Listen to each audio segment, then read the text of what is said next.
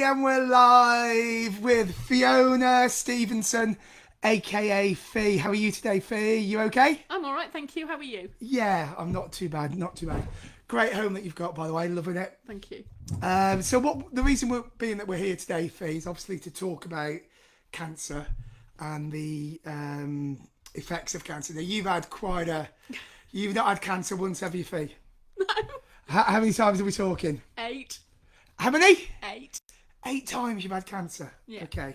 How old are you, Fee? I'm 56 now, and I'm cancer-free as of 2015. Woohoo! So no cancer for the last 8 years. No. Excellent. Okay. So what age were you actually diagnosed with cancer? On my records, it was 23, but I wasn't actually told till I was 32, and that was after my 4th operation. And they said, by the way, your previous 3 lumpectomies were DCS2, which is ductal carcinoma in situ. Oh, well, let me just take that. Can we just explain to everyone what a carcinoma in situ means? Ductal carcinoma in situ is early stage breast cancer. It means it's not going to spread to any other part of the body. So is that a good one? There's no such thing as a good cancer, No, right? But hopefully it won't spread. But that's the type I was diagnosed with. I was lucky because it was caught early and it's been removed early. Wow. So I haven't had chemo or radiotherapy. I've just had lots of surgery. Okay, so anybody, by the way, if you do want to be, if you do come live, if you've got any comments or whatever, text away. Fee's gonna hopefully answer any questions that you have. So when you were first diagnosed at the age of what age again? 23. 23. What effect did that have on you as an individual? Because it was just a lump and it was removed, I didn't think a lot of it. And then 18 months later, I had another lump removed, and again didn't think a lot of it. Yep. Until my 3rd operation, when that went wrong. So just going back to that one, what went wrong with your 3rd?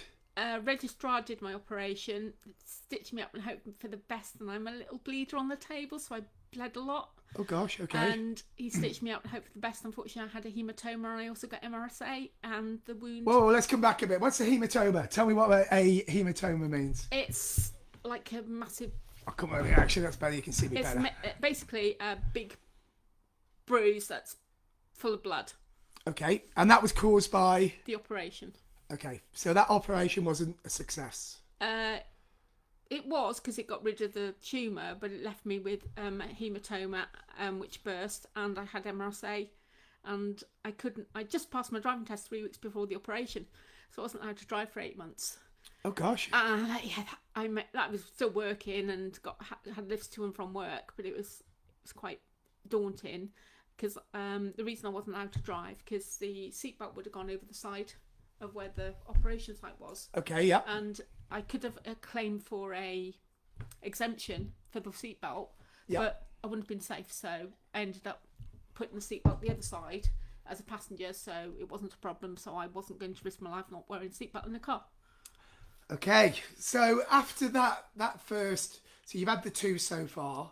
When was the 3rd diagnosis? And so it was another carcinoma in situ, I guess. I was 31. Yeah. And that burst, and then they cauterised it closed in late October 1999. 3 weeks later, I looked at the scar, it didn't look right. Went to the GP in November, and he said, because of your age, it won't be cancer. I'm going to refer you to the breast cancer surgeon and see what they say. Okay, Saw the breast consultant after having got home to I had a needle biopsy on the Tuesday, which is the normal diagnosis of breast tumour. Had the needle biopsy on the Tuesday, got home from work on the Thursday night, having been a pillion passenger on the back of a bike. Took my helmet off, hit the answer phone button, was still in my overalls and my work clothes, hit the answer phone button, and it was my breast consultant telling me he needs to see me urgently, and he didn't like what he saw and would want it in a bottle, and that's how I got told. Well, he's not very welcoming, was he? I was trying to be, because it was an awkward answer machine message, and Yeah. And so at that time of night, I couldn't get a hold of him. So on the Friday, I went into work. My boss took one look at me and said, "What's the matter?" And I explained the situation. And he went, "Ring the hospital. Just keep ringing until you get hold of your consultant." I kept ringing, and I kept ringing. He was in surgery. So in the end, I spoke to the secretary and said, "Look, I'm not going to worry about this as long as I can have an appointment next week." So she arranged the appointment on the Tuesday, turned up at the hospital, and the nurses were saying, you've got to take your top off and all the rest of it. And I went, no, I don't. I've already been through all this. This is just a conversation with me and the consultant. Yep. Oh, no. It was like a massive argument. In the end, I just broke down. Nobody's listening to me. I know I'm not to take my clothes off. I'm just here to see the consultant. And at this point, I broke. So they then sent a nurse in a blue and white uniform, and she was hiding a lanyard. Yep. Little did I know what that lanyard was till a few weeks later.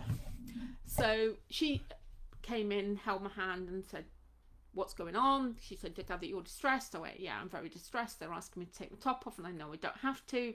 She then went and checked and she went, no, you're right. You do not have to take your top off. I'll tell the nursing staff to back off.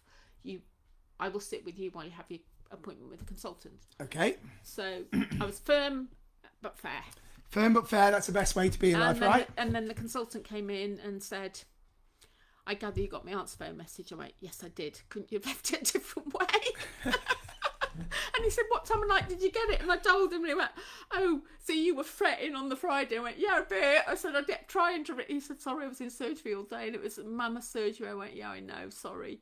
He said, don't you apologise. So anyway, he then says, we've got to do an operation. It's going to be day surgery again. I went, yikes, I'm not having this happen again. And he went, if I do your operation and my registrar's not involved and we do it at the day surgery in Shrewsbury, are you prepared to go through this? Okay. And it was like, what?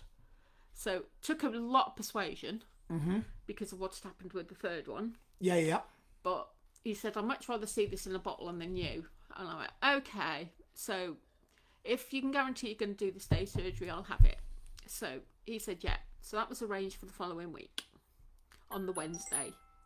On the Monday, I started being very poorly.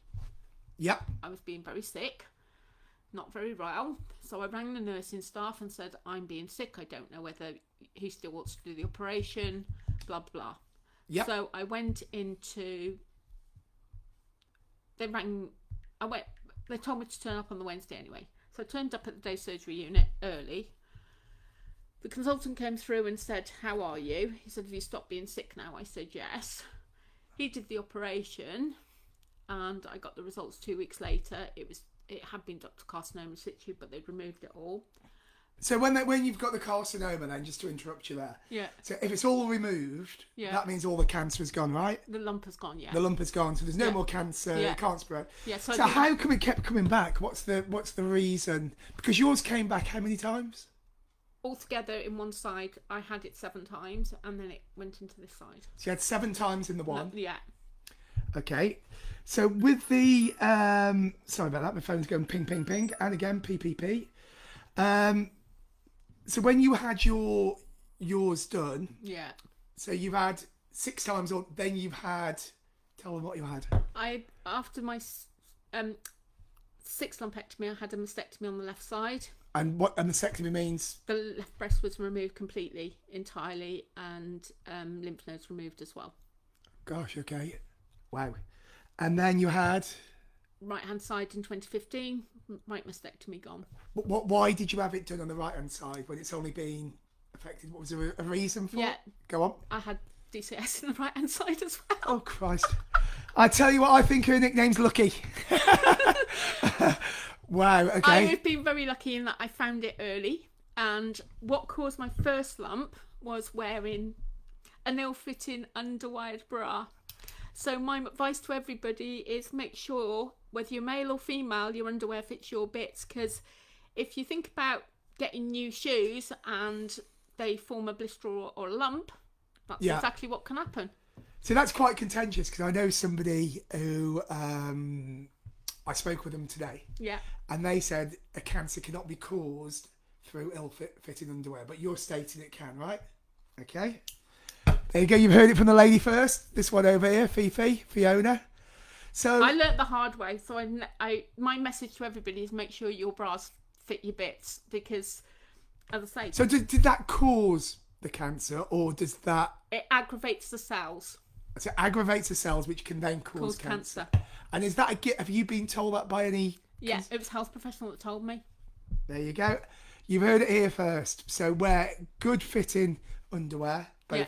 pants and bra. Yeah, males and females. Males and female. I'm always making sure now I've got the right pants on. Calvin Klein's all the time endorsed. So the other thing I did notice, Fee, that you're in a wheelchair. Yeah. Tell us about that. That is a long story. Let's keep it short. Yeah, I was born with an extra vertebra in my lower spine and dysplagic hips, because I was a breech twin. Ah, okay. So what's happened to you, the twin? She's got disabilities too. Okay, yeah. But we've got different ones. Unfortunately, by being a breech baby, what they would do now is they check the hips. Yeah. But in those years when we lived in rural, they weren't checked. What would happen now for a baby if they've got dysplagic hips? They would tend to put them in a hip cast. So this could have been prevented in today's age. Could have been, but in my age, no. I wasn't actually diagnosed till 2010. The reason that I wasn't diagnosed till so late is my back started hurting in 2006 when I was working in Shrewsbury. I was working at Pride Hill and I couldn't walk up it. So Okay. I remember my granddad saying when he had angina, turn around and walk the hill backwards to take the pressure off his chest. Yeah. So I attempted that because I was on errands and I was working and I wanted to get back to the office and get the errands finished. So instead of being 10 minutes, I was out for over an hour and a half because of the pain in my back. Yeah. I got back to the office and my boss took one look at me and said, "You all right?" I went, "No, my back's hurting." He said, "Don't come back in until you've seen the GP." So I went. Good advice by the... So I went and saw the GP, who thought I pulled a muscle. He said, "If you know better in 3 weeks, come back." I was back. Oh gosh, okay. So are you working at the moment then? No. So what's happened? Why can't you... Well, I was advised by Macmillan to give up work in 2007 and... But you carried on working? No, Okay. I gave up work and I've become a volunteer. Ah, good, okay. So And what do you volunteer for? Lots and lots of stuff. I'm a patient representative at Osprey Hospital Okay, yeah. at Robert Jones and Agnes. I also volunteer with Dis Telford, which is Disability Kids Support. Gosh, okay, yeah. I'm secretary to that. I'm a member of Wrekin Rotary Club. I part of Making It Real Board, which is improving social care for all.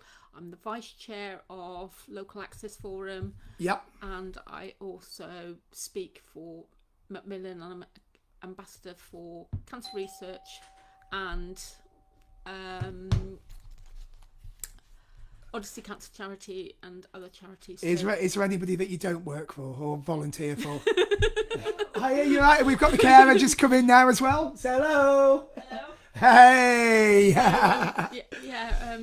There's a lot of companies I don't work for, but there's a lot of stuff I do because it's all linked, and I volunteer with railways to improve access for all because being a wheelchair passenger is not as simple as it should be. I know, you're telling me. Well, the trains, is that for the trains you're talking? The trains in general.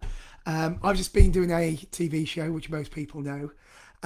Getting down to London, what an absolute nightmare. And that's without a wheelchair, never mind with. So just getting on the train.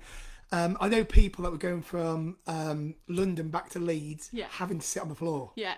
And, that shouldn't be happening. But the government are now saying, use transport, cut back on this. And then they're cutting... What's getting me is the government are getting the ticket offices to be shut, which means ticket office staff won't be available to put me on a train, which means I don't know how I'm going to travel in the future. Oh, well, it's not good. Well, the government, you need to sort that out. Get a petition, I reckon. We have done. We've done loads, and we've been part of the consultation with the ticket officers, and it's still going through. Still going. But the thing is, I'm a firm believer. If at first you don't succeed, you try again. That's And you what keep I'm going and going and going. Keep knocking on those doors, and eventually somebody is going to answer. So just before we finish, a couple of quick things. What's your general consensus on the NHS after what do you think you've been treated well? Oh yeah, And they've done. They've treated me really well. I had that one glitch when I was being sick with the operation, and it turned out I was pregnant, and they hadn't tested me for pregnancy, and I miscarried the following year. So that was one hard thing. But the main thing was I was free of cancer, and my marriage failed anyway. So you've been married twice. I think we've all... What? Wow. The girl, Fee, doesn't like to do things in halves. I've been married once. And I always said if I were to get married again, I couldn't get it wrong twice, could you? But obviously, I'm not getting married ever again. That means she will be getting married again, 100%. You'll get married again. No, I doubt it very much after what I've been through. But yeah, the first husband swapped me in for a younger model, my best university friend. Wow. Okay, guys, that's out of order. Don't do that. Yeah. And the day I was diagnosed for the 6th time. So you actually diagnosed, then you dumped. On the same day. So it's like a double D, diagnosed, dump. Yeah. That's not good. So that was a bit pants, but I coped with that. And then the second one was financial domestic abuse, and oh God. Yeah, so that's been a bit pants, but yeah, I'm okay. I've coped and I've picked myself up and dusted myself down like I do, and I just get on with stuff now and move forward. And I'm lucky I've got carers, I've got my cat, and as long as you've got a little animal. I've got a lovely home. I only moved in July last year, and I love my new home. Oh, bless you! You have got a lovely house. Yeah, you have got a lovely house. So, what's your hopes for the future then, apart from sorting out the trains? Hoping that the financial implications for cancer for younger patients is not as the implications that I've got, that I will never be able to get a mortgage because I can't get life insurance. So I'm going to end up living in social housing for the rest of my life. Yeah, but is that a bad thing? In some ways, it depends on how you look at it. You've got a lovely house here. I've got a lovely house, but your dream when you start off in working life is you want your own home. Yeah, I own my own house. Yeah. But to me, it's only borrowed, because what will happen eventually when I pass away, that will get gifted to my children. Yeah. And they'll then gift it to them. So everything this is my outlook on life now. Everything that I own is borrowed. I don't own anything. I suppose. Because it's not going to belong to me eventually. It's going to be passed down. So we're just what do they say? We're caretakers, whatever we got. Exactly, a caretaker, and that's all we are. And then at some point, we've got to gift it back to somebody, or we can go and absolutely spend a lot, which I'll probably end up doing, hopefully. But life's for living, enjoy life, and what I'm doing is I'm just trying to change things that really, really affected me, so that there is hope for those that follow, especially those youngsters. Yeah. 15, 20s, starting out, they should be able, because they've checked themselves and done nothing wrong, they should be able, in my opinion, to have the insurance and health insurance that they deserve. Yeah. Do you wish now, in hindsight, you would have taken out insurance when you were younger? Yeah. As soon as I started work, if I'd taken out insurance then, I would have done. Yeah. That's the message to my younger self and to every young person. Because the only thing we would say, because I used to sell insurance, so you've always got a TCF, treat customers fairly. Yeah. So what that does, if you're single and you're living with your parents, the advice would be you don't need life insurance, because who are you going to pass it to? So you shouldn't have life insurance, believe it or not. Critical illness cover. Yeah, definitely. Yeah, you should. And also IP, income protection. So if you can't work for whatever reason, they'd say, okay, well, how much are your overheads? So you could be saying, well, I earn this much, but my overheads, you don't need your full sum assured, but you need that much. But then also what we used to do with critical illness cover, normally it's either 5 or 10 times sum assured of your pay at the time. That's the God-given. But you are true in what you said. Once you've had it, then you can't get it again. So so you would definitely take out insurance. Then. Yes, that would be my an ambassador for insurance. Loving it. I would definitely say that, because that is the one thing that has really, really mucked me up, and I didn't expect. When you're working and you're young, you just starting out. You don't expect to be hit with cancer. You don't expect something to come along. And my message is, be prepared, because you just never know what's around the corner. And it's really affected my life. I mean, I've been affected for so many years with it, but I've come out the other side, and all I'm doing now is I use my experiences with the Department of Work and Pensions so that nobody has to show their mastectomy scars to get their benefits either, which has happened to me. What? Yeah, I had to show my mastectomy scar to get my benefits. So just to recap there, again, she's been through traumas 8 times. She went through the DWP, which is called the... For benefits. For benefits. Yeah. And they made you what? Show my mastectomy scar to prove I had one, because otherwise they're going to stop my benefits with immediate effect. But couldn't they have just called your GP? Or... I had my hospital notes in front of me, and they said that doesn't matter. We've got to see your scar because people take them down. That's disgusting. So there's people out there fraudulently abusing the system, which has an impact on genuine mastectomy patients. So they have to show their scars, which is not fair. Oh, 100%. I don't agree. And I am absolutely livid. And it's still going on today. Newly diagnosed mastectomy patients are being forced to show their scars to get benefits. You've heard it here first on Daleos podcast. That's what they're doing to people like Fee. How long ago was that, Fee? Mine was 2007, and I've been involved with Macmillan and DWP online conferences to change these things, and it's still going on today. And it's still going on. So what can we do to stop it then? What needs to be done? What could you do? Or what could we do? Well, the health professionals, as soon as you have a letter to say that you're diagnosed, DWP should accept that. 100%, yeah. But they're not, and this is the problem with benefits. This is the problem with the benefits. They do not accept what health professionals say. We have to go through all these checks, and it's a waste of money, it's a waste of time. The DWP are wasting so much money doing this for people like me. Yeah, well, that's not on. Well, you've heard that here first. I did not know that went on. Obviously, there are people that claim fraudulently. So Ant Woodward, he's just put down here, cancer has exploded now because of the jabs. Stage 4, the vax-induced cancer is aggressive. My mum was cancer-free for 37 years until Moderna. A lot of the youngsters got the jab just to go on holiday. And I do know that. I know a lot of people did go on, get the jabs done just purely for, so they could go away, this, that and the other. Now, I'm not an anti-vaxxer. I'm not a vaxxer either. So I haven't really got a point of view on whether you should or you shouldn't. But again, the one thing I always say, everyone's entitled to an opinion. Have you had your jab? The COVID? No. Fees, you don't agree with it? I don't want to go there. I think that's telling, but yeah, and again, I think Fees just kind of answered that with the answer she gave me. But yeah, I did have my jab first initially, to be fair, and was it to go on holiday? Probably. But again, I'm not a believer. I'm not a non-believer. There's that many people saying this, that many people saying that. Oh, do we live in a corrupt society? Who knows? But we are going to carry on trying to do the best that we can. 100%.